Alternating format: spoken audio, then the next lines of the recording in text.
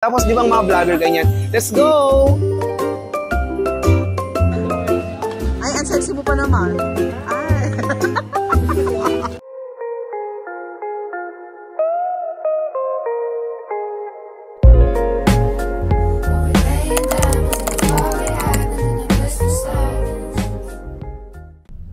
Hey guys! Ayan, welcome sa ating vlog for today at nagsalita tayo.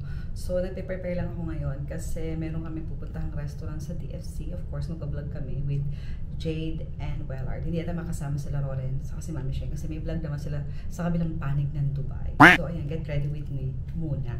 So, I'm using this Misha, ang tawag ba dito? Cushion. Ayan, cushion ang ginagamit ko ngayon lately. Kasi madalian, ayan.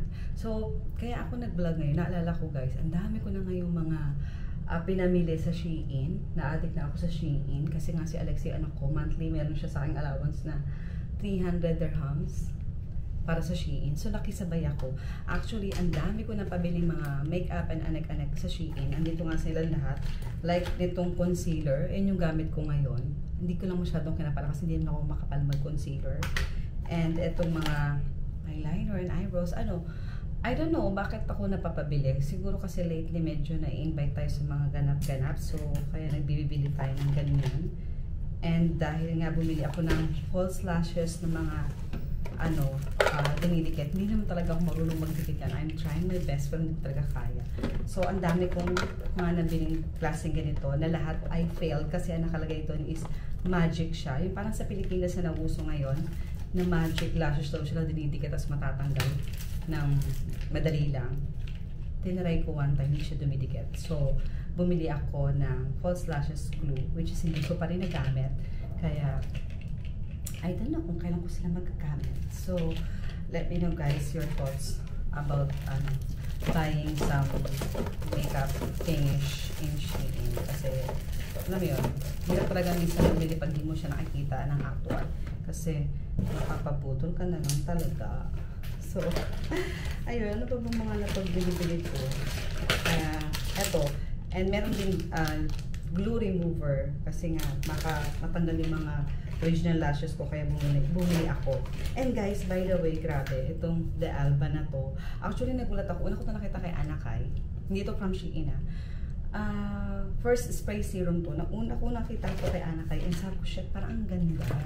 Then, siyempre, bumili ako. Hindi tayo nagpabudol. Ay, hindi tayo pumayag na hindi tayo mabubudol, diba? So, ayan. Medyo matagal ko na siyang ginagamit. Kasi, tinan mo, diba? Naka 1/4 ko na siya. Ang ganda niya sa skin as in may glow agad pag na-spray mo siya. So, medyo mahal nga lang siya pero pikit mata. So, by the way guys, medyo very tita ang outfit natin ngayon. Ito from Shein. Back to Shein topic tayo. Shein and yung suot kong skirt sa baba is brown lefties. So, lefties baka naman. Medyo mahaba na sinabi ko dito. So, mag-makeup na ako. Hindi na pala to get ready with me. Actually, ang dami kong gusto ipakita ng mga nabili ko sa Shein, Temo. Pero na-unbox ko na silang lahat and wala talaga ng time para ma-unbox ko sila. Siguro videos na lang. Ganon. So, inamiss ko lang magsalita ng ganito. Diba? So guys, samahin niyo lang ako later.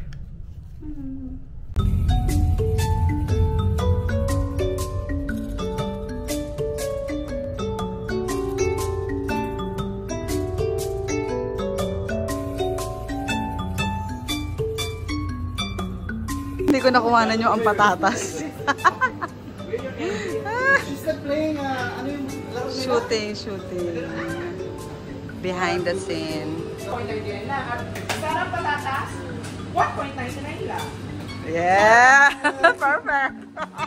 Hindi ko nakuhanan yung ang patatas.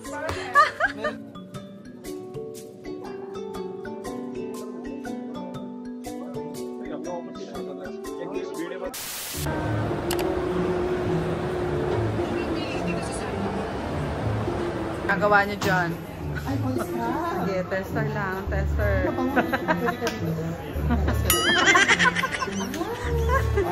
Ay! Huli.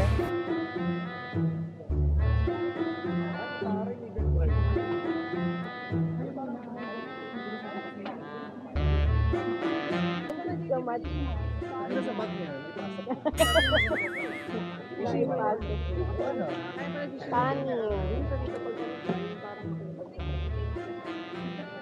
Ba't iba yung amoy?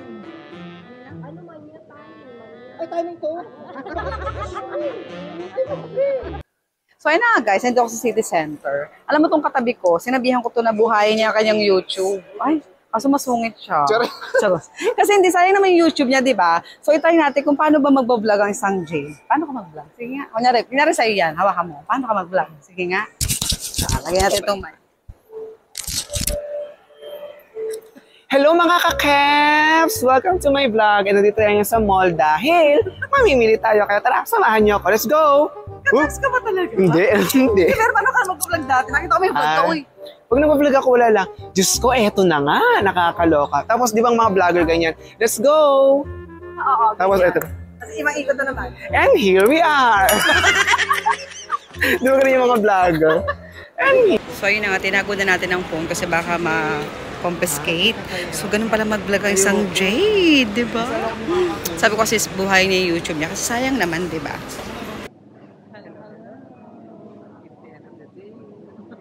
Hindi pa. Daw magsha-shopping. Oh, Budol. Oh, Wellard. Get baon. Get baon. Ito Budol. Pwede ba no video? Ay, ang sexy mo pa naman. Ay. Tatawa tuloy si ate. Uh-oh.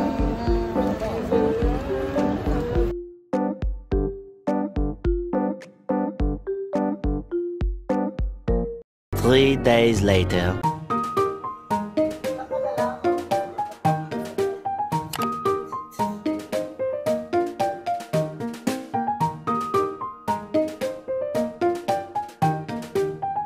Hey guys! So, ayan. Welcome sa ating vlog. Oh my God, may salita tayo ngayon. So, dito tayo ngayon sa Mukbang Show Restaurant sa may malapit sa Dera City Center. Ayan. So, try natin yung food nila dito. Actually, na-try ko na yung food nila dito.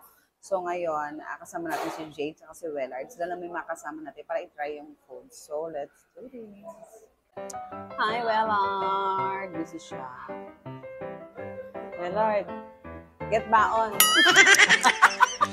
Pag Wellard, ayaw niya na siya na si get baon. Ito naman yung ating dalaga. Ano po siya? Shy type talaga siya. Ay! Gosh, o, di ba sabi ko sa'yo sakto? Kumusta ka naman? Sabi mo, perfect. Perfect! Ay, ang ganda ng nails. Totoong nails mo yan? Tingin, ganda. Ay, pinartner.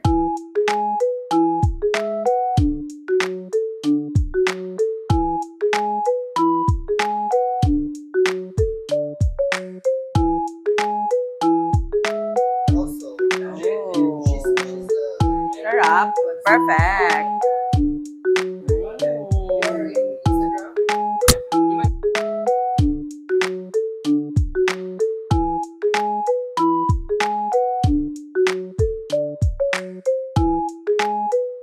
Happy birthday, Mami Doc! Nagustuhan mo ba surprise namin? Sobra. Akala ko hindi na ako naalala kasi sabi mo paka-plastic kayo. No, nagpaka-plastic. Kasi talagang gigwit ka namin. Oo. See you again, always and forever. Zena Optics lang ha? Yes, of course! Hey guys! Andito tayo ngayon sa Zena Optics kasi birthday ni Mami Doc and surprise namin siya. Hindi na ako nakapag-video kanina pero tapos na namin siya yung surprise kaya doon na si Jade sa loob. Si Wellard binalik yung lighter. So ayun, happy birthday Mami Doc! Love you!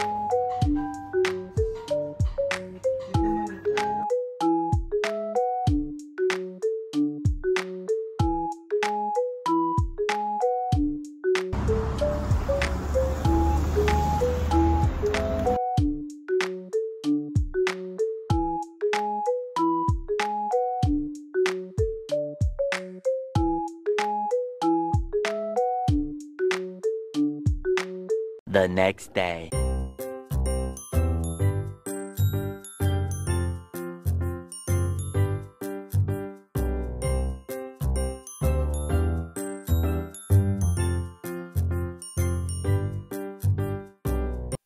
Good morning guys! And ayan, dito tayo ngayon sa work. And nagkaroon ulit tayo ng vlog na nasa work tayo. So ayan, morning tayo ngayon and weekend. So, bilisan na natin. Maaga pa naman, meron pa akong 10 minutes para umakyat sa taas. Anyway, nag-vlog lang ako kasi recently medyo marami ako nare-receive sa inyong question about sa license. Sa DHA license saka sa HAAD license. Yung DHA license, yun yung license dito sa Dubai and yung HAAD license is sa Abu Dhabi. Sabi nila kapag may HAAD license ka na daw ba, is hindi na kailangan mag-take ng DHA license. Usually, ganun yung nangyayari. Hindi na kayo pinag-take ng DHA kung may HAAD license kayo. Pero kung pupunta kayo sa Abu Dhabi, doon kayo mag-work at may license kayo ng DHA, alam ko, kailangan nyo pa rin mag-take ng HAAD license para makapag-work sa kanila doon. At nakababa pala yung mic ko. Ayan, may dumaan kasi. So, ito naman, ang next question naman is, sabi nila, kung 6 months daw, wala ka na experience o hindi ka nagkatrabaho ng RTA, accept pa rin ba dito sa Dubai? Dito sa Dubai, hindi ko sure sa Abu Dhabi kasi dito sa Dubai nag-work. Kung 6 months lang naman yung gap nyo as an RT, pwede nilang tanggapin, pero syempre, depende yun sa company. Pero kung more than 6 months or 1 year na, pagte-take nila kayo ng attaché, yun yung magbabayad kayo ng certain amount, I think 1,500 dirhams, yung parang refreshing course, tapos bibigyan nila kayo ng certificate na i-allow nila kayo na mag-work dito, na parang lumalabas dun, parang freshly na meron kang experience, ganun, kasi mag-work ka sa hospital, parang trainee, ganun. So, ayun lang guys, sana gusto niyo itong vlog natin, random to na vlogs, may pa-work vlogs, and mag-comment lang kayo dyan sa baba kung ano pa yung gusto niyong vlog na gawin. And para sa mga RT, ayan, lalo na sa mga RT, mag-comment kayo dyan kung ano pang vlog yung gusto niyo makita dito at i-discuss natin yan dito basta kaya ko. So, ayun lang, that's it for today's video guys. Thanks for watching. I'll see you on my next one. Bye-bye!